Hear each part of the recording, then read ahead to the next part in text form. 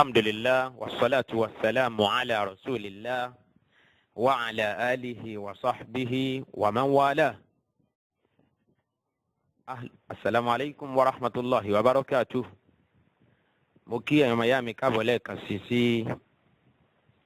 يقادي يلوري أريجو أحمدية. èyí mo ń bá bọ̀ wẹ́rẹ́wẹ́rẹ́ òun náà ni ọ̀rọ̀ nípa díẹ̀ nínú àwọn irọ́ ìjọ Ahmadiyya, pàápàá jùlọ ànábì rẹ̀ tí í ṣe Ghulam Ahmad ọmọ abúlé Qadian ní ilẹ̀ India, èyí tí wọ́n bí ní 1839 àbí 1840 tó sì kúrò láyé ní ọdún 1908. nínú àwọn ọ̀rọ̀ kàyéfì, àwọn ìròyìn àgbọ́sọgbánù èyí tí a gbọ́ láti ẹnu Ghulam Ahmad al-Qadiani abilatara àkọọ́lẹ̀ èyí tó fi sílẹ̀, òun náà ni ọ̀rọ̀ tó sọ nípa wípé ẹ̀yin aráàlú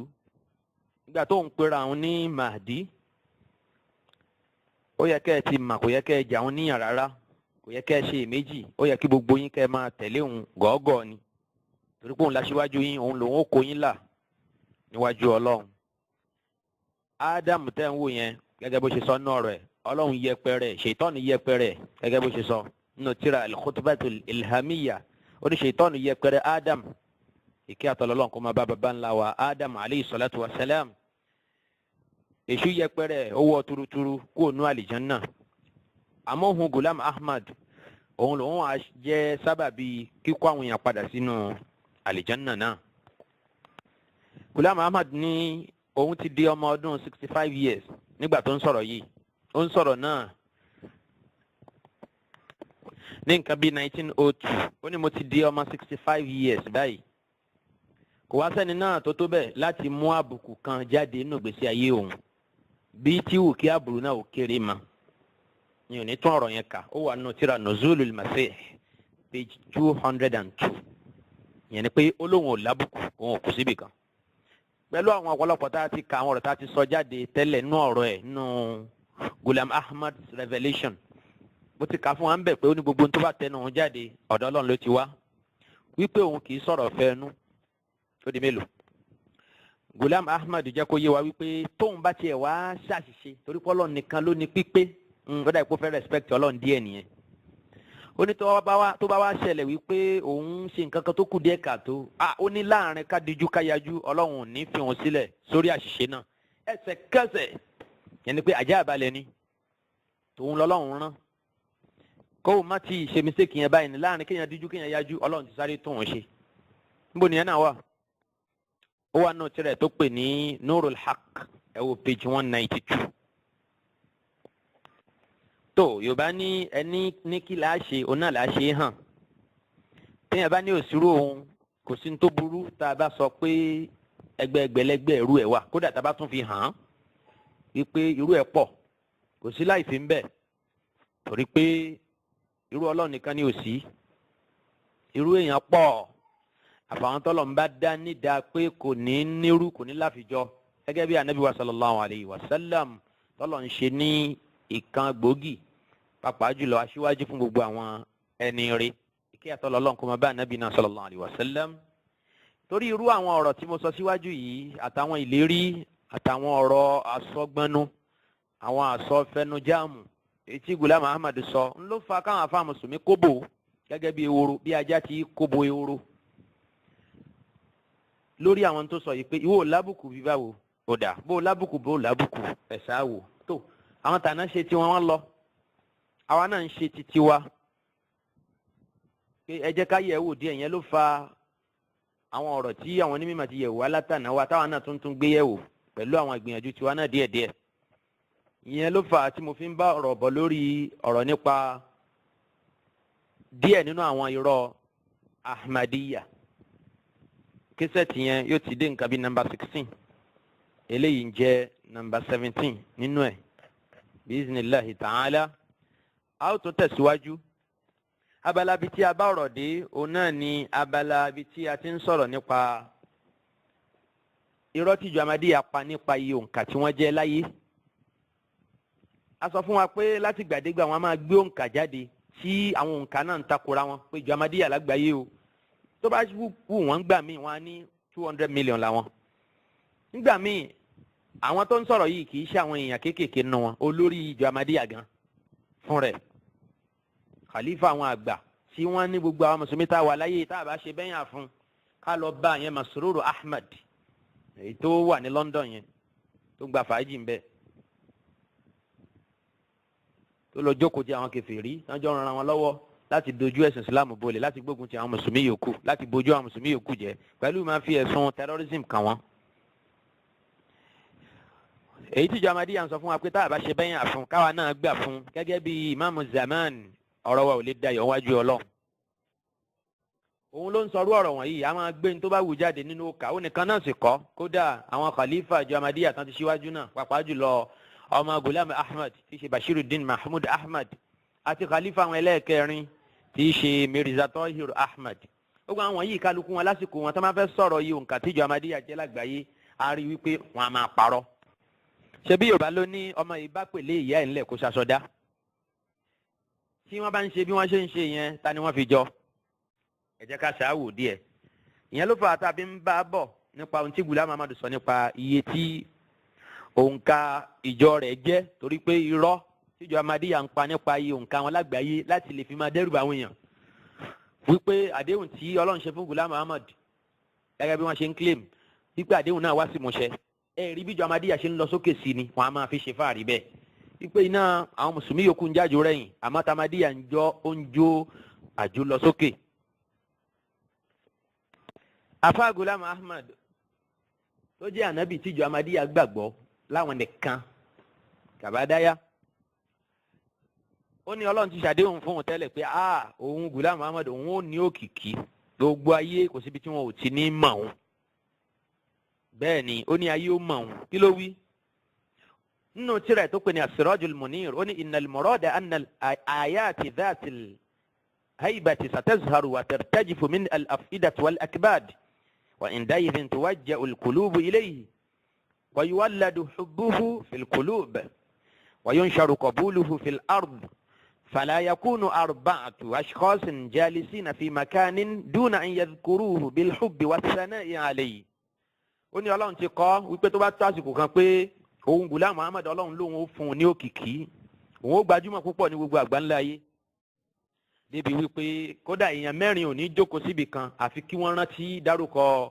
Ghulam Ahmad tí wọ́n bá sì dárúkọ rẹ̀ wọ́n máa rántí ẹ̀ pẹ̀lú ìfẹ́ wọ́n nífẹ̀ẹ́ wọ́n sì máa ṣẹ̀yìn fún pé ẹni rínu àwọn èèyàn ńlá ó tún dínú igbó ká tún rẹ́ran bí àjànàkú ó tún dárin náà kó dojú àlá irú Ghulam ò tún ní símá ó ní àwọn èèyàn náà wọ́n máa sọ̀rọ̀ nípa òun abẹ́rẹ́ ẹni pé wọn à ní jókòó ní 4 àfi kí wọ́n rántí dárúkọ òun Ghulam Ahmad láìṣọlọ́ abẹ́rẹ́ nǹkan ni torí Ànábì sallallahu alaihi wasallam ó ní ìjókòó yòówù tí a bá jókòó àwọn yòówù tí wọ́n bá jókòó nínú mùsùlùmí tí wọ́n rántí dákọ̀ Ọlọ́run illa kanat alaihim yawmal qiyamati aw inda Allahi tira àfi kí jókòó náà kó padà wá jẹ́ ohun tí Ọlọ́run torí ẹ̀ bá wọn wí fún yẹnni pé a gbọ́dọ̀ máa rántí dárúkọ Ọlọ́run ní gbogbo ìjókòó tí a bá wà tá a bá sì parí ìjókòó wa ká máa rántí bẹ̀ Ọlọ́run fún àforíjìn fún tí ó ṣeé ṣe kó ti tẹnu wa jáde nínú àṣìṣọ ọ̀rọ̀ pẹ̀lú ká máa wí gbólóhùn subhanaka Allahumma wa bihamdik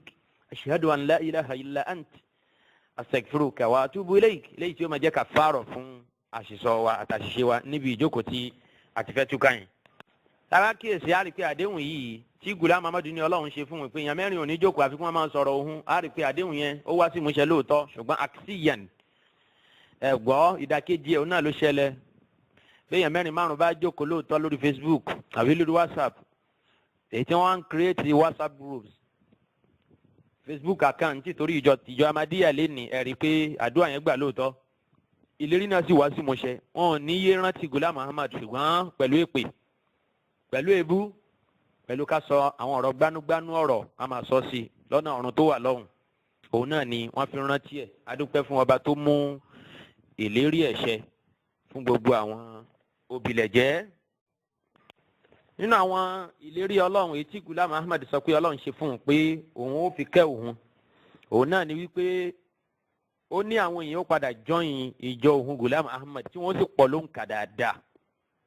Gulam Ahmad tú àyà kan fún wa àyà ya Isa inni mutawaffika wa rafi'uka ilayya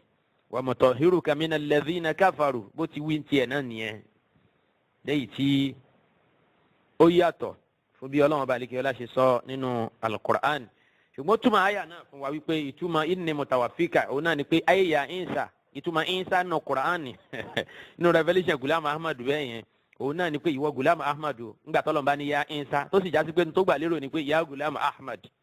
ya Gulam Ahmada ya Isa inni mutawaffika ìtumọ̀ ẹni pé Ọlọ́run ní sa'utika ajraka kamila èmi Ọlọ́run ó padà fún ẹ ní èrèǹjẹ rẹ tí ó pé yóò fún ẹ ní èrèǹjẹ rẹ èyí tí yóò pé ṣẹ́rí ìtumọ̀ yìí nìsín tí Gulam Ahmad fún ìtumọ̀ tó fún kẹ́límà inni mutawaffika ìyẹn ni pé màá fún ẹ ní èrèǹjẹ ní pípé nínú àwọn ìtumọ̀ tó fún gbólóhùn náà gbólóhùn inni mutawaffika ìkan nìyẹn ó dáa kí ló dé tí ìjọ Ahmadiyya ò lo ìtumọ̀ yìí fún inni mutawaffika tọ́lọ̀ ń sọ nípa Ànábì Isa alayhi salatu wassalam ẹ má gbàgbé pé Gulam Ahmad jí àyà yìí mú nínú al-Qur'ani ó ní Ọlọ́run sọ̀ kalẹ̀ fóun náà pé ya Isa ìyẹn ìwọ Gulam Ahmad inni mutawaffika wa rafi'uka ilayya wa mutahhiruka mina alladhina kafaru ó ní Ọlọ́run sọ bẹ́ẹ̀ fóun gẹ́gẹ́ bí àdéhùn yẹn ni pé òun Ọlọ́run padà kẹ́wọ́ Gulam Ahmad pẹ̀lú kí ọ̀pọ̀ èèyàn ogunlọ́gọ̀ èèyàn kí wọ́n padà darapọ̀ mọ́ ìjọ rẹ̀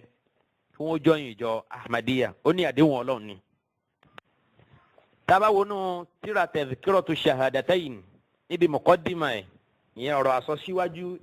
ẹni tí ó tẹ tíra náà síta èyí tó sọ ìyẹn níbẹ̀rẹ̀ tábà wo péjì tí wọ́n nọ́mbà pẹ̀lú bá a rí ń bẹ̀ wípé wọ́n sọ ń bẹ̀ pé laqad bayyana alayhi salam wọ́n ní Gulam Ahmad ìkẹ́ Ọlọ́run kó máa bá adillatan kathiratan ala sidqihi wọ́n ló ti fún wa ní ọ̀pọ̀lọpọ̀ ẹ̀rí tí ó mú wa mọ̀ pé olóòótọ́ ni nínú ẹ̀ náà ni wípé Gulam Ahmad sọ fáwọn èèyàn wípé ẹ̀yin èèyàn ẹ̀ ń pè òun ló kúrọ́ pé òun parọ́ mọ́ Ọlọ́run ó ní ẹ wo tàn gbésí ayé òun láàrin yìí ta ló tó bẹ́ẹ̀ láti mú faqala bikulli tahaddin bikulli quwwatin wa tahaddin ó ní ẹ̀yin èèyàn tẹ́ ń pè òun nírọ́ tẹ́ bá tó bẹ́ẹ̀ ó ní fahal minkum min ahadin yantakidu shay'an min shu'uni hayati ta ló tó bẹ́ẹ̀ láti mú àbùkù ẹyọ kan jáde nínú gbésí ayé òun Gulam Ahmad ọ̀rọ̀ tí mo sọ lẹ́ẹ̀kan mo tún fún wa ní ẹ̀rí mi ibi tá a tún ti rí ọ̀rọ̀ yẹn ìkan ló wà nínú Nuzulul Masih ti Gulam Ahmad page 202 ìkan tún lélẹ́yìn náà Tazkiratu Shahadatayn page tó wà lọ́wọ́ bẹ̀rẹ̀ tí wọ́n pè ní page bá a ó rí ń bẹ̀ ó ní ká mú àbùkù jáde nínú ìgbésí ayé òun yẹn ni pé òun ò parọ́ rí òun ò ṣèké rí òun ò tiẹ̀ wùwà kan tí ò darí láyé òun pípé ni Gulam Ahmad ló pé wal iyazu billah nínú àdéhùn tó ní Ọlọ́run ṣe fún un bákan náà ní péjì bí tí mo ṣe wà yẹn náà ni nínú tíra Tazkiratu Shahadatayn ó ní ẹ̀yin èèyàn isma'u jayidan ó fẹ́ sọ̀rọ̀ nípa ọjọ́ iwájú àwọn ọjọ́ ẹ̀ àwọn tó bá gbà fóun òun Gulam Ahmad torí pé gbogbo gbà ní polongo sọ́dọ̀ rẹ̀ pé ẹ tẹ̀lé mi ọjọ́ iwájú ó dáa isma'u jayidan ayyuhan nasu jami'an ó lẹ́yìn èèyàn ẹ gbọ́ o innahu lamimma anba'a bihi khaliqus samawati wal ardi nínú tọ́lọ́wọ́n bá lékè láti sọ látẹ̀yìn wá tẹ́lẹ̀ gẹ́gẹ́ bí àdéhùn fóun annahu sawfa yanshuru jama'atahu hadhihi fil biladi kulliha ó ní pé Ọlọ́run ó padà ran ìjọ òun lọ́wọ́ àwọn ìjọ òun yìí wọ́n tàn káàkiri àgbáńlá yìí wa yaj'aluhum ghalibina 'ala al-jami'i bil hujjati wal burhan ìjọ òun Gulam Ahmad tí ṣèjọ Ahmadiyya wọ́n ó sì máa borí gbogbo ìjọ tó bá wà wọ́n ó borí gbogbo àwùjọ pátápátá gbogbo ìjọ mùsùlùmí tó ń bẹ pẹ̀lú ẹ̀rí abẹ́rẹ́ máa ṣe ń borí káàkiri lóòótọ́ wallahul musta'an tá a bá dákẹ́ yóò dàbí ẹni pé wọ́n borí lóòótọ́ tí ẹ̀yin àfáà mùsùlùmí tẹ́ ẹ bá dákẹ́ tẹ́ ẹ bá jẹ́ káwọn èèyàn ó mọ̀ ládùúgbò kọ̀ọ̀kan ní mọ́ṣáláṣí kọ̀ọ̀kan tẹ́ organize wáàsí àbí seminar Ramadan lectures nípa àjọ Ahmadiyya ó ṣeé ṣe kí ìdá wọn kí ẹ̀tàn wọn kó máa mú àwọn èèyàn torí pé báwọn èèyàn bá ti ń ya mọ́ṣáláṣí wọn lọ kírun pé mọ́ṣáláṣí jimá lélẹ́yìn Nàìjíríà lọ kírun bẹ́ẹ̀ ní mọ́ṣáláṣí Ahmadiyya àbí tí àwọn màdí táwọn ní náà ó ṣeé ṣe kí wọ́n máa gbàgbé wípé àwọn táwọn ń kírun lẹ́yìn wọn yìí wọ́n yàtọ̀ sáwọn mùsùlùmí gidi nínú àkídà so torí náà ń kọ́ ẹ̀yin àfa mùsùlùmí ẹ má dákẹ́ iṣẹ́ tọ́lọ̀ ń gbé lẹ́yìn lọ́wọ́ náà lélẹ́yìn latubayyinunnahu linnas wala taktumuna Ọlọ́run ní ẹ̀yin àfa ẹ̀ gbọ́dọ̀ máa sọ torí pé iṣẹ́ táwọn ànábì Ọlọ́run ṣe òun náà ni irú ẹ̀ náà àbí inú ẹ̀ náà ló gbélé àwọn àfa lọ́wọ́ Ọlọ́run kó ṣe gbogbo wa ní àfa sunna kó ṣe wá ní olùtọ́nisọ́nà ìmọ̀nà tọ́lọ́hún. Gulam Ahmad sọ pé ìjọ tòun ni ó borí wala sawfa ta'ti ayyamun bal innaha laqaribatun ó ní ọjọ́ tiẹ̀ ń bọ̀ kódà kò tiẹ̀ ní jìnnà má kò ní pẹ́ mọ́ hatta takuna hadhihi al-jama'atu hiya al-wahidatu allati tuzkaru fil 'alami bil-'izzi wash-sharaf. Ghulam Ahmad sọ pé àsìkò tiẹ̀ ń bọ̀ tó já sí pé ìjọ tòun yìí nìkan ìjọ Ahmadiyya yìí nìkan la yóò máa rántí pẹ̀lú dáadáa, òun nìkan la yóò máa ròyìn pẹ̀lú iyì, òun nìkan la yóò máa wárí fún, òun nìkan la yóò máa bu ìkún. Inna Allaha sawfa yubariku hadhihi al-jama'ata wad-da'wa barakatin kubra khariqatan lil-'ada. Ghulam Ahmad ń sọ ńgbà náà wípé Ọlọ́run ọba ó padà fi àlùbáríkà sí ìjọ òun yìí, jàmá òun yìí, àti ìpèpè tó ń gbé wá yìí. Ọlọ́run ó fún ìjọ náà ní àlùbáríkà tó pọ̀, tí àlùbáríkà náà tí yóò kọjá àfẹnusọ, yóò pọ̀ buaya yẹni pé khariqatan lil-'ada, yẹni pé yóò kọjá ntí ẹnu lè ròyìn, kódà yóò ṣe ní èèmọ̀ púpọ̀ buaya. Abẹ́rẹ́ nǹkan ọ̀dà ń gbà ó ní àdéhùn ṣíṣe ìtọ́nù ṣe fún Ghulam Ahmad yìí, ìgbà wo làdéhùn náà ó tó wá sí mọ̀ṣẹ́ tí wọ́n ní dárúkọ jàmáà kan lórílẹ̀ àfijọ́ Ahmadiyya tó já sí pé gbogbo bí wọ́n bá ti dárúkọ wọn máa dárúkọ ẹ̀ pẹ̀lú iyì pẹ̀lú àpọ́nlé. Ṣẹ̀rí pé tí Ahmadiyya bá jókòó sí di eléyìí wọ́n ó parẹ́ àti àtàwọn àrọ́mọdọ́mọdọ́mọdọ́mọ wọn ní tí wọ́n wí yóò ní iṣẹ́ àyàfi tí ẹni rí bá tánú àlèhùnmá yìí nìkan ló kù, àbí tí wọ́n bá gbàgbé ojúṣe tí Ọlọ́run tó gbé kọ́ wọn lọ́rùn, pàápàá jùlọ àwọn àfáà tí wọ́n bá sòótọ́ ọ̀rọ̀ mọ́ fáwọn èèyàn nìkan, òun náà nírú ẹ̀ ó ṣẹlẹ̀. Torí pé ìjọ Ahmadiyya kì í ṣe ìjọ tó yẹ kí èèyàn máa ṣàgbàjà púpọ̀ lé lórí. Ìjọ kan ni tó já sí pé ní tí ó kó parun bá ó ti wà nù àwọn àkọọ́lẹ̀ rẹ̀, ní tí ó jẹ́ káwọn èèyàn máa sá fún ó ti wà nù àkọọ́lẹ̀ rẹ̀. Níta kan nídìí ni pé ká sọ fáyé a fẹ́ bá wọn jẹ́ ní torí pé káwọn èèyàn wá lè jọyìn àwa ká lè pọ̀ sí ibi mùsùlùmí bá rí ó wọ̀ lọ kó ṣáà máa bẹ pẹ̀lú àwọn mùsùlùmí. Ọlọ́run ní yá ayyuhal ladhina amanu taqullaha wa kunu ma'as sadiqin. Àpẹ́ kó onú Ahmadiyya ẹ wá darapọ̀ mọ́jọ wa, ìjọ wo láti ẹ̀ níta ń pèpè sí, ìlànà là ń pèpè sí, ìlànà Nabi sallallahu alayhi wa sallam. Ọ̀nà ló ti yẹ kí mùsùlùmí pèpè sí ìjọ tà Nabi sallallahu alayhi wa sallam, ìjọ tó rìn báwọn sàhábà ṣe rìn, ìjọ tó dúró tó takú ti tòjíṣẹ́ Ọlọ́run lọ́rùn, wípé báwọn èèyàn ń dájọ́ lẹ̀ tí kálukú ń gbé òfin oríṣiríṣi ilẹ̀ tó ń ṣèfẹ́nu wọn nínú ìjọsìn wọn, àwọn ò ní rí bẹ́ẹ̀, ìlànà tà Nabi la tẹ̀lé. Ó náà ní ń tà ń pèpè sí.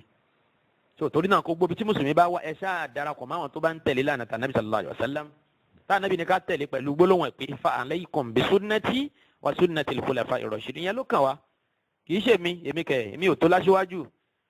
Ó yẹ kí n máa bẹ lẹ́yìn àwọn èèyàn kan tí máa kẹ́kọ̀ọ́, bó sì ti rí náà nìyẹn. À ń kẹ́kọ̀ọ́ lọ́dọ̀ àwọn àfáà wa ni, a pé kẹ́nìkan wá jọyìn ìjọ wa. Ghulam Ahmad tẹ̀síwájú nú ọ̀rọ̀ ẹ̀, ó ní wa yukhayyibu كل من يفكر في القضاء عليها وسوف تستمر هذه الغلبة إلى أن يرث الله الأرض ومن عليها. oníjọ tó ń Ghulam Ahmad ní ó borí gbogbo ẹni bá sì ní lérò pé òun fẹ́ pa ìjọ náà run, òun tó ń ní irú ẹ̀ ó já sófo, òtún bá ń tẹ́ òun náà lè róńgbà ẹ̀ yóò já sí. Ìjọ yìí yóò sì máa jẹ́ adéborí fún gbogbo ìjọ pátápátá títí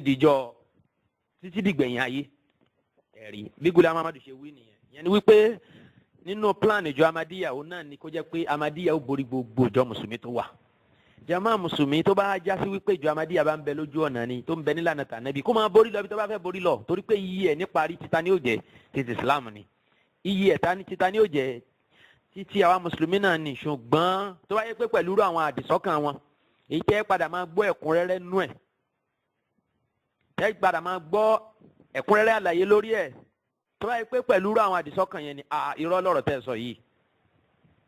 ní bẹ́lọ́hún kí n tẹ́ sọ ní rí bẹ́ẹ̀. Torí pé kíjọ Ahmadiyya jẹ́ adéborí fún gbogbo àwùjọ mùsùlùmí, ó túmọ̀ sí pé ayé mùsùlùmí ti bàjẹ́ nìyẹn. Torí náà nǹkan abẹ́lọ́hún bá lè kí ọlá kó bá ṣe aburú Ahmadiyya ma ní àwùjọ wa. ẹ mọ̀ yá mi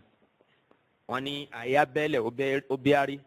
Nígbà tá a bá ń gbọ́ tíjọ yìí tí wọ́n ń sọ yìí, ó túmọ̀ sí pé wọ́n ní àjẹ́ndà. Ìdí nìyẹn tó fi já sí pé wọ́n ń ṣiṣẹ́ tọ̀sán tòru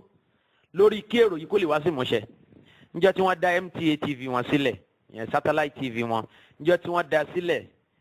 ohun tí wọ́n ń sọ náà ni pé èròǹgbà Ọlọ́run lórí pé ìjọ yóò padà lókìkí káàkiri ayé, wọ́n ní èrò náà ti wá sí ìmúṣẹ.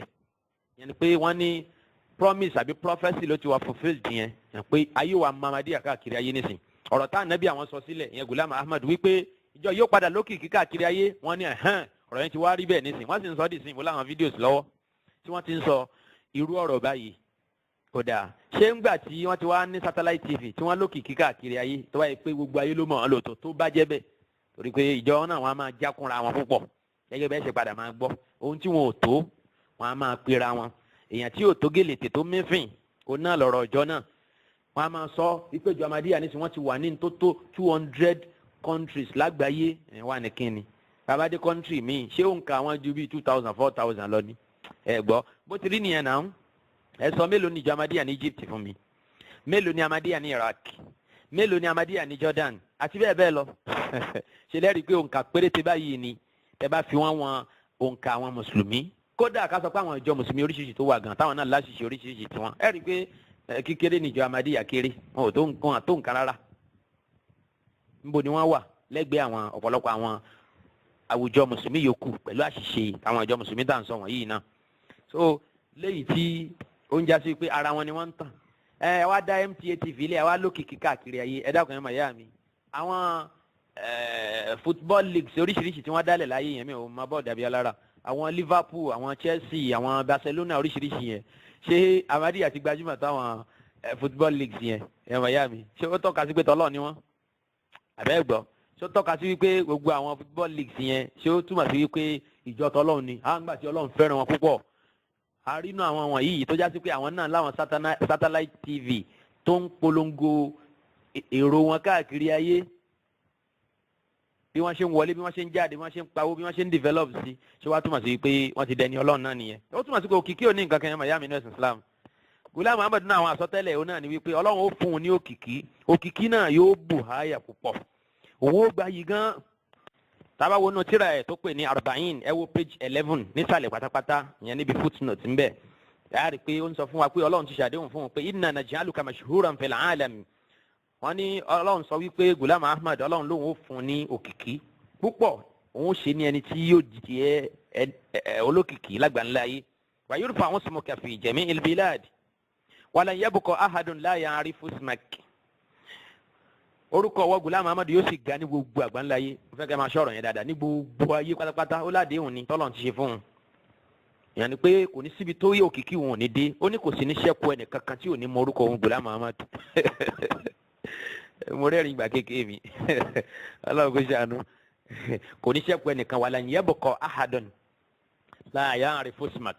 ẹ̀yìn àfàwà àfi ká ṣe ìrọ́bù ẹ̀ fún wọn ni wa lan yabqa ahadun la ya'rifu ismak kò ní ṣẹ́kù ẹnìkan lórílẹ̀ yìí tí ò ní mọ orúkọ òun Ghulam Ahmad náà mo ti sọ fún wa lẹ́ẹ̀kan wípé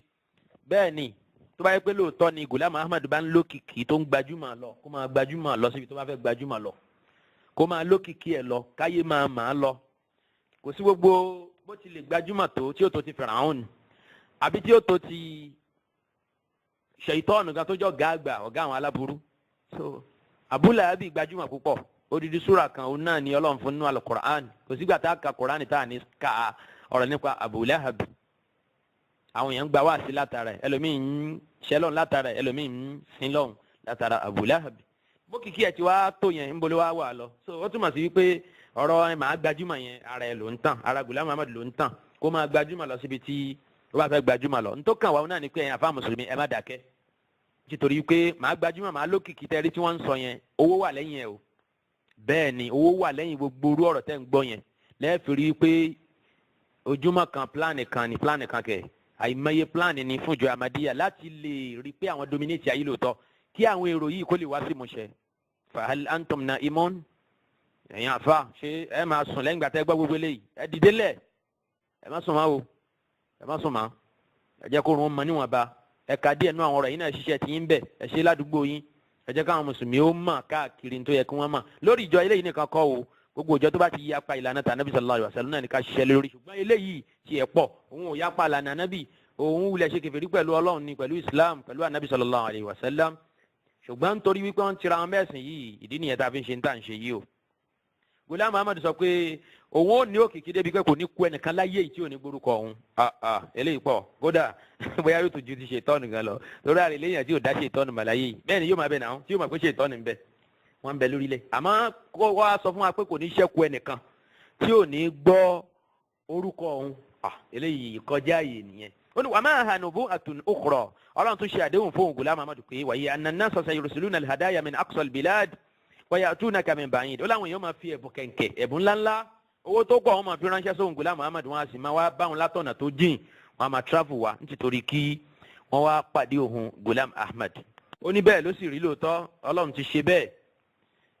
Ó ní tẹ́lẹ̀tẹ́lẹ̀ òun ò lówó lọ́wọ́, nígbà tó padà yá àwọn yẹn bẹ̀rẹ̀ sí ní gbé owó kàǹkà wá bá òun, àwọn èèyàn ń gbówó kàǹkà wá bá òun mọ́lé. Wọ́n ń gbówó wá káwọn mọ́lé, wọ́n fi ń ràn òun ṣe pẹ̀lú onírànà ẹgbẹ̀lẹ́gbẹ̀ rupees, ìyẹn owó ilẹ̀ India nígbà yẹn. Ọlọ́run sì ṣe òun ní olókìkí, òun wá gbajúmọ̀ débi pé wàlám tẹ́bùkọ̀, mo ti bọ́ sí page 12. Ẹ̀yin náà kálẹ̀ kúrẹ́ rẹ̀ mo kàn rán mú díẹ̀ díẹ̀ mi wàlám tẹ́bùkọ̀ ayyu ummatin la ta'rifuni. Ó ní kò wá sí ìjọ náà lórílẹ̀ yìí. Ìjọ ni ìṣẹ̀kírì ni Haúsá ni Ìgbò ni bẹ́rìbẹ́rì ni ìsókó ni ìgbìrà ni gbogbo yòówù kó lè jẹ́ kò síjọ náà tí ò mọ òun Ghulam Ahmad. Walhamdulillahi ala dhalik. Kó lóun dúpẹ́ fọlọ́run tọ́lọ́run ṣe bẹ́ẹ̀ fún un. Tó àwọn ò bá dúpẹ́ o torí pé bíyàn bá bẹ́ẹ̀ dúpẹ́ ohun tó wọn ó jẹ ìyà pẹ̀lú ẹ̀. Bákan náà irú ọ̀rọ̀ yìí náà tẹ́ bá bọ́ sí page 19 nínú ìwé kan yìí náà ìwé arba'in nísàlẹ̀ pátápátá níbi footnote ń bẹ àtúnbá ọ̀rọ̀ náà ń bẹ wípé òun Ghulam Ahmad Ọlọ́run fún un lókìkí ní ibùyọ oòrùn àti ibùwọ̀ oòrùn débi wípé kò ní ṣẹ́kù ẹnìkan tí kò ní ṣẹ́kù ibì kan tí ìmọ́lẹ̀ òun Ghulam Ahmad tí ò ní dé. Bóyá sì máa ń gbọ́ táwọn àjọ ẹ̀ náà máa ń kọ́ lórin ọ̀rọ̀ tí yóò sọ fún wa torí pé ó ní Ọlọ́run sọ pé wa ma arsalnaka illa rahmatan lil alamin. Ó ní Ọlọ́run rán òun Ghulam Ahmad sí gbogbo àgbáńlá ayé. Kódà ó sọ fún wa pé nínú ìdí tóun fi ju Ìsá ọmọ Maryam lọ nìyẹn. Ìpè Ọlọ́run rán òun sí gbogbo ayé. Ọlọ́run ò sì rán Ìsá ọmọ Maryam àfi sí ọmọ Ísírẹ́lì nìkan. Torí náà nǹkan òun lóore ju Ìsá ọmọ Maryam lọ láì máyé ọ̀nà. Ọlọ́run kò ṣàánú abẹ́ rí ọ̀rọ̀ burúkú ọ̀rọ̀ kúfùrù sọ̀rí òun náà ní irú ọ̀rọ̀ yìí. Ọlọ́run òun ṣẹgbẹ́ Ìsá ọmọ Maryam kódà bó bá ń bẹ láyé ni kò tó bẹ́ẹ̀ bí tóun wà ní Ìsàmbò ní Ìsàbí ìbáwò lọ́dọ̀ ti tòun. Tó bíjọ Ahmadiyya ò bá yíya kèfèrí pẹ̀lú irú ọ̀rọ̀ yìí ẹ dákun kò sí kúfùrù láyé má nìyẹn tí gbogbo ń Ahmadiyya ń sọ ò bá jẹ́ kúfùrù tí ò bá jẹ́ ń tí sọ nídìí kèfèrí a jẹ́ pé kò sí kúfùrù má ní ayé nìyẹn kọ́lọ́n kó ṣe wa kó ń bi gbogbo ọ̀ràn kúfùrù tó wà àtẹ̀mí àti ẹ̀yin olùgbọ́ mi. Bákan náà nú ọ̀rọ̀ tó sọ nú àdéhùn tó ní Ọlọ́run ọba àwọn ṣe fún un ẹ bá wọnú tíra at-Tazkira page 9 àbá ń bẹ̀ tó sọ fún wa wípé ó ní Ọlọ́run lóhun ó fún òun Ghulam Ahmad ní àlùbáríkà tó pọ̀ inni ubarikuka bibarakatin azimatin hatta innal muluka yatabarakuna bisiyabik. Ó ní Ọlọ́run lóhun ó fún òun Ghulam Ahmad ní àlùbáríkà tó pọ̀ débi pé àwọn lọ́balọ́ba àwọn èèyàn ńláńlá àwọn lóókọ àwọn èèyàn jankan wọ́n máa tọrọ àlùbáríkà wọ́n máa wá àlùbáríkà látara aṣọ òun Ghulam Ahmad yẹn ni pé wọ́n máa bọ́ aṣọ òun so wọ́n máa fi nojú wọ́n máa fi nura wọ́n fẹ́ kí àlùbáríkà àti ìmọ́lẹ̀ Ọlọ́run tó ń bẹ lára aṣọ náà kó bọ́ sí àwọn lára abẹ́rẹ́ nǹkan àwọn pírẹsidẹ́ǹtì kẹ̀kẹ̀kẹ̀kẹ̀ wọ́n máa so máa aṣọ àti láwà ní Ghulam Ahmad tó ti rí bẹ́ẹ̀ yẹn màyà mi kó tó di pé ó parun 1908 wàlẹ̀ yazubillah. Bẹ́ẹ̀ sì ni ó láwọn èèyàn kàǹkàǹkà náà wọ́n máa join jama wọn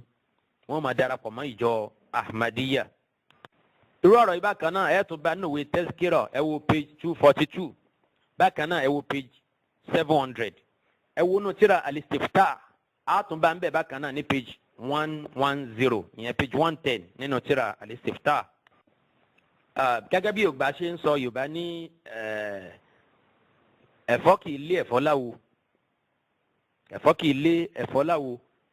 ṣùgbọ́n nínú ìtaari náà ọ̀rọ̀ Ghulam Ahmad òun náà ni wípé ó ní àlùbáríkà tọ́lọ́run fún un yìí yóò pọ̀ débi pé Ọlọ́run ó build àlùbáríkà náà lórí tàwọn mọ̀lẹ́bí òun ni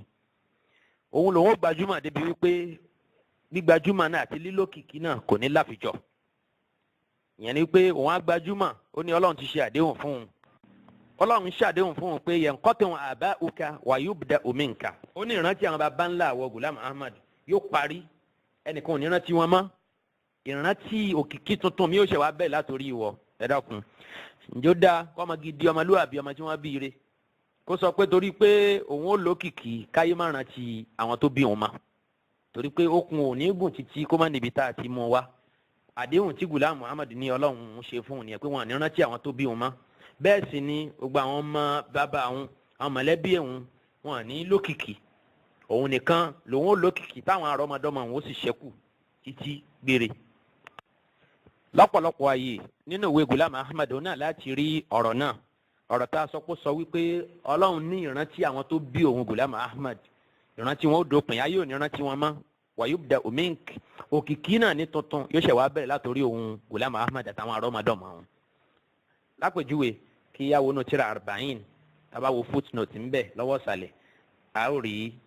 ọ̀rọ̀ náà níbẹ̀ ní page 26 ó tún wà káàkiri nínú àwọn tíra ẹ̀ èyí tí máa padà máa ṣàlàyé fún wa gẹ́gẹ́ bí àtẹ́síkírọ̀ èyí tí wọ́n kọ lédè òyìnbó tá ń pè ní tẹ́síkírọ̀ ibi tó ti sọ wípé ọlọ́run ní ìrántí òun yóò ṣẹ́kù àmọ́ ìrántí àwọn tó bí òun Ghulam Ahmad wọn ní kò ní ṣẹ́kù ayé òní ìrántí wọn mọ́ ẹ wo tẹ́síkírọ̀ page 403 412 page 469 page 849 page 852 page 855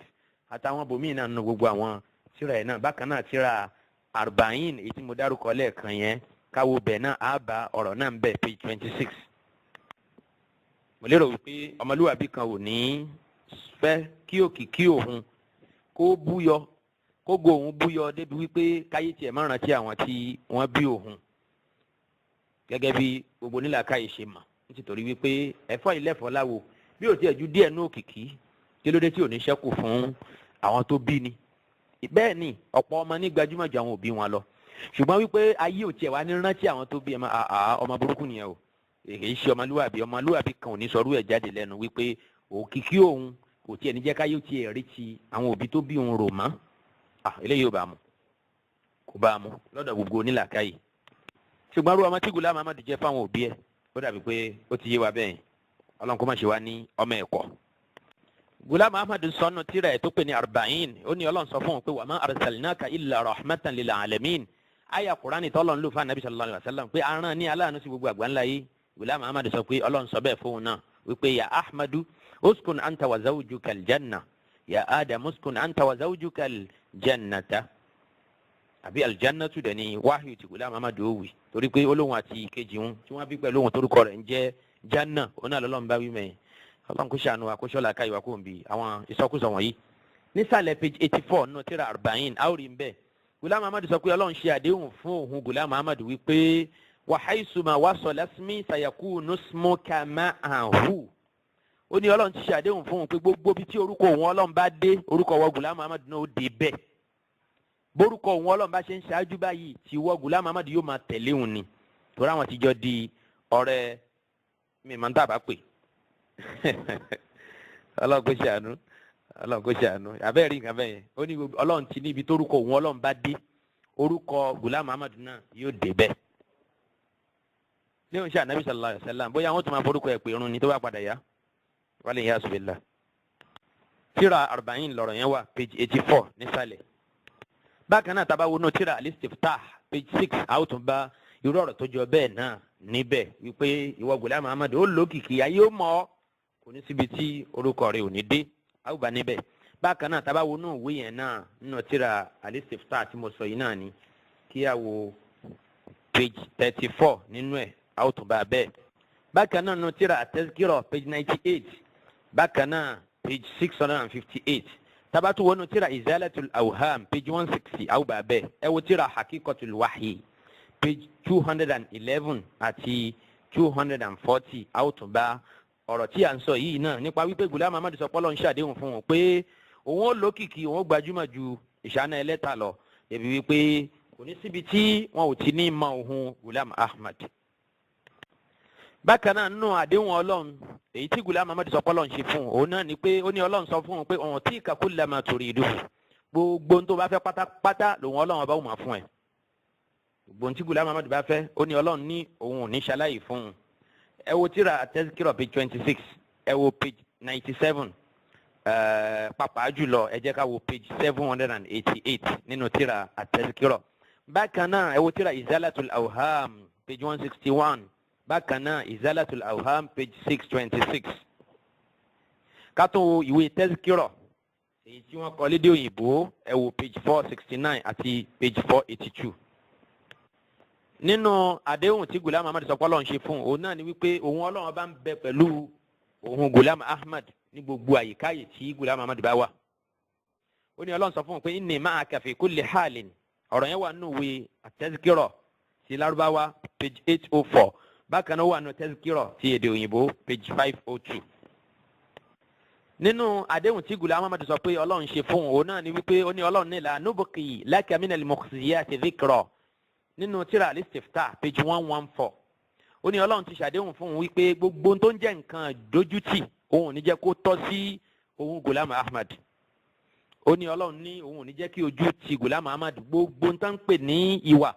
èyí tí jẹ́ kí ayé máa sọ̀rọ̀ ẹni láì dá òun ò níṣẹ́ kan kù nínú ẹ̀ láì ní yanjú ẹ̀ kí òun Ghulam Ahmad tó kúrò láyé débi pé tóun bá kúrò láyé tán báyìí gbogbo èèyàn máa sọ̀rọ̀ òun ní dáadáa ni kò sẹ́nìkan tí ó máa bẹnu àtẹ́lu òun kódà báwọn èèyàn bá jókòó ní mẹ́rin wọ́n máa rántí òun sí dáadáa ni wọ́n sì máa nífẹ̀ẹ́ òun pé ẹni rí lọ. mo lérò pé gbogbo ń tà ń sọ gẹ́gẹ́ bí àsọtẹ́lẹ̀ tí Ghulam Ahmad sọ yìí á rí wípé ìdàkejì ẹ̀ gan ni tó ṣẹlẹ̀ bó bá lọ́lọ́run fún un lókìkí á rí pé òkìkí bí òkìkí ṣètánì ni tó bá ní ọlọ́run fún un ní ìjọ tó pọ̀ á rí wípé ẹ̀tàn ni torí pé àwọn èèyàn wọlé wọ́n ń jáde sínú ìjọ Ahmadiyya ni ẹni tí ò tí ì jáde ojú ẹ̀ ló dí ká máa bẹ lọ́run kí ọlọ́run kó bá wa ṣí wọn lójú kó jẹ́ kí wọ́n rí náà rí òótọ́ ọ̀rọ̀ ó láwọn olówó àwọn èèyàn kàǹkàǹkà wọ́n darapọ̀ mọ́ ìjọ òun tí wọ́n máa wá àlùbáríkà aṣọ tó ń wọ̀ sọ́rùn wọ́n máa bu aṣọ òun so wọ́n máa fi rárá wọ́n máa fi ra ojú kí ìmọ́lẹ̀ àtàlùbáríkà aṣọ tí òun wọ̀ náà kó lè bá bọ́ sí wọn lára á rí i pé gbogbo wọn yìí náà ó jìnnà sí òótọ́ ó jìnnà sí òótọ́ ọlọ́run ní kúrò láyé àfi kóun yanjú gbogbo tó ń wálé ayé wá ṣe bẹ́ẹ̀ ni ohun tí ìjọba òyìnbó àwọn tó dé ládé ìjà ànábì ọlọ́run ohun tí wọ́n fẹ́ ó ṣe ó parí ẹ̀kọ́ tó kúrò láyé lóòótọ́ torí pé wọ́n dáàbò bò ó wọ́n gbìyànjú gẹ́gẹ́ bóun náà ṣe sọ wípé nínú àwọn ibìkan nínú ọ̀rọ̀ ẹ̀ ó ní tí ò bá ṣọlá ọlọ́run ni àwọn èèyàn ò bá pa òun ó ní wallahu ya'simuka minan nas ó ní àdéhùn ọlọ́run ni wípé ọlọ́run ti ṣàdéhùn fóun Ghulam Ahmad pé òun ò ní jẹ́ kí àwọn èèyàn rí nǹkan kan fi ṣe òun ó ní ọlọ́run ṣàdéhùn fún un bẹ́ẹ̀ ṣùgbọ́n tẹ́ bá tún wo nú tíra míì bíi tíra Nurul Haqq ẹ wo page 3 ó ń sọ ń bẹ̀ pé wàláwùlà khawfu sayfi dawlati al-Burtaniyya lamazzakuna kulla mumazzakin ó ní tí ò bá ṣọlá pé àwọn èèyàn ń bẹ̀rù ìjọba Gẹ̀ẹ́sì tí wọ́n jẹ́ ìjọba múnilẹ́rúsìn tí wọ́n mú àwọn èèyàn nílẹ̀ India lẹ́rúsìn nígbà náà tí wọ́n wá ja ìlú India lógun Ghulam Ahmad ń sọ nínú ìwé Nurul Haqq page 3 wípé tí ò bá ṣọlá ìjọba òyìnbó náà ni àwọn èèyàn ó ní àwọn aráàlú yìí wọn àbá fa àwọn ya pẹrẹpẹrẹ ni ìyẹn ni pé tí wọn bá fojú òun rí wọn bá ti sáré pa àwọn dànù ni bó sì ti rí nìyẹn lóòótọ́ torí pé ọ̀ràn tí Ghulam Ahmad dá àtàwọn ìjọ ẹ̀ kì í ṣe ọ̀ràn téèyàn máa ń dá tí wọn ó sì fi ilẹ̀ kó máa yan fanda káàkiri ìgboro ṣùgbọ́n ayé tá a wà ayé tó já sí wípé kálukú òun náà ni wọ́n lè ṣètọ́nù fún nígbà láàyè láti wá polongo ọjà ẹ̀ kálukú máa gbé ní tó bá wù sáfẹ́fẹ́ kálukú máa sọ ní tó bá wù kódà tó fi délẹ̀ lárúbáwá lẹ́nìí ìjọ Ahmadiyya máa ní satellite TV MTA Arabic tó ń gbé ọ̀rọ̀ wọn wọnú ilé kọ̀ọ̀kan abẹ́ẹ̀ rí láburú irú àwọn ìjọ wọ̀nyí ìjọ tó bú kísà sáwọn ànábì ọlọ́run lára ìjọ tí ó pe gbogbo mùsùlùmí ní kèfèrí tí wọ́n bá kọ aṣíwájú òun sílẹ̀ tí wọ́n àgbà gbọ́ gẹ́gẹ́ bí ànábì ọlọ́run a rí wípé ìjọ náà máa ń ṣayé bó ti wù ú nígbà tá a wà ní ayé ibi tí kúfùrù ti tàjú ìmánì lọ abẹ́lọ́n kó ṣàánú wa kó má jẹ́ ká nípẹ̀ nínú kúfùrù. Ghulam Ahmad ó ní tí ìbáṣọlá ìjọba òyìnbó ni wọn bá ti fà wọn ya pẹ́rẹpẹ́rẹ bẹ́ẹ̀ ni kò parọ́ lóòótọ́. bákan náà nínú tíra Najmul Huda page 61 àwọn tó bá ń bẹ̀ náà ó sọ bẹ́ẹ̀ wípé tí ìbáṣọlá ìjọba Gẹ̀ẹ́sì níjọba ilẹ̀ Gẹ̀ẹ́sì tó ń dáàbò bo wọn bá ti fà wọn ya pẹ́rẹpẹ́rẹ ìjọ Ahmadiyya ó sì máa sọ fún wa pé Ghulam Ahmad ní nǹkan kan ṣe wọ̀ wọ̀lú ìjọba òyìnbó wípé nǹkan kan ò dà wọ́n pọ̀ ẹ dákun kí ni wọ́n fi gbogbo agbára tí wọ́n ní protect ẹ̀ fún àbó nǹkan ló fẹ́ nu ara ẹ̀ jẹ́wọ́ yìí jàmọ́ torí náà nǹkan ọlọ́run ní bu àṣírí àwọn alábòsí wallahu la yahdil qawma az-zalimin torí náà nǹkan ká tó wá bọ́ sí abala ibi tí a wà àti gbọ́n tí Ghulam Ahmad sọ nípa wípé ó ní ọlọ́run ní àwọn ìjọ òun ó pọ̀ wọn ò ní rántí ìjọ kankan mọ́ lórílẹ̀ yìí àfi ìjọ tòun Ghulam Ahmad nìkan ẹ jẹ́ á jẹ́ kí a mọ̀ báwo ni ìjọ náà ṣe ń pọ̀ sí bí ọjọ́ ṣe ń gorí ọjọ́ tí ọdún àtòṣù ń gorí ara wọn báwo ni ìjọ Ahmadiyya ṣe ń pọ̀ sí kí làwọn olórí ìjọ Ahmadiyya kí ni wọ́n sọ nípa ìjọ náà ṣé lóòótọ́ tiẹ̀ ni wọ́n nípa ń dárúkọ iye òǹkà tí wọ́n jẹ́ lágbàáyé àbúkùrọ̀ òun lókù tí a fẹ́ máa yanjú báyìí ẹ tẹ̀lé mi ká lọ nínú fọ́nrán èyí tí ó tẹ̀lé eléyìí tẹ́ gbọ́ tán yìí mo bí Allah subhanahu wa ta'ala kó ṣe ìtọ́sọ́nà fún ìjọ Ahmadiyya tọkùnrin tóbìnrin tọmọdé tàgbà wọn kó sì má jẹ́ kí èmi àtẹ̀yin olùgbọ́ mi kí a sọnù láíláí subhanaka allahumma wa bihamdik ashhadu an la ilaha illa anta astaghfiruka wa atubu ilayk wasalaamu alaykum wa rahmatullahi wa barakatuh.